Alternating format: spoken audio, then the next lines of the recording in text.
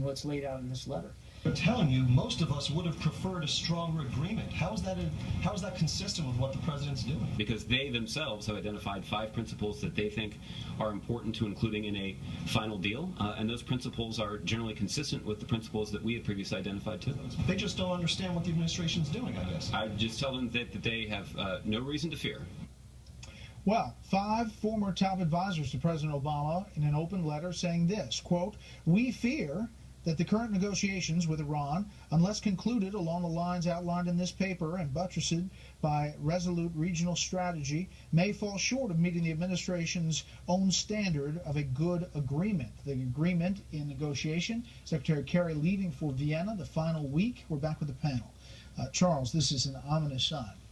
It is, and I think it's a real warning to the administration when 5 officials who worked for him on this, including David Petraeus, Dennis Ross, the vice chairman of the Joint Chiefs under Obama, are saying in very polite and delicate words, it will not meet the standards for a good agreement, which is a way of saying it's a bad agreement, and you promised us there'd be no agreement rather than a bad agreement. And when you hear Ernest say, well, yes, we agree on the 5 principles, the reason they are in a panic, the people who wrote this letter, is because Obama and Kerry have talked about the principles and have indicated they're ready to cross the red line. 2 examples. Obama said, we're not terribly concerned about the lifting of the sanctions at the beginning. What we're really concerned about is about reimposing them afterwards, which is a direct contradiction of the principle that you don't relieve the sanctions unless Iran has started to comply. So that's gone by the boards. Second was Iran has to come clean on past military actions. They've insisted that's a principle. Kerry says 10 days ago, well, you know, that's not really important because we have, quote, absolute certainty about Iran's nuclear reaction, which is complete hogwash. So they are already indicated they're ready to abandon these vaunted principles. Amy. Well, and the other person who's raising some alarm bells is Senator Corker from Tennessee. So it's beyond, there's obviously concern from outside the administration, former members of the administration, as well as Congress, also ratcheting up concern. Look, this is a president and administration, they want to get this done. I mean, this has been something that you can see every day. They suggesting that whatever it takes, we're going to get a deal done.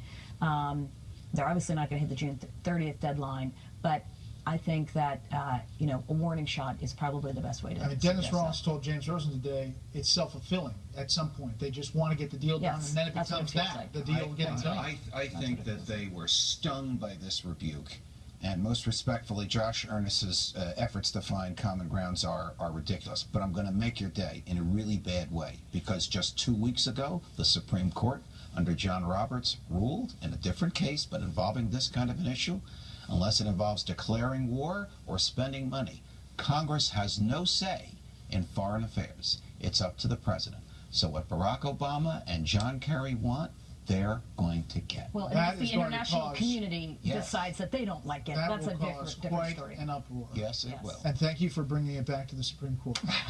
Where we start and we end. That's it for the panel, but stay tuned for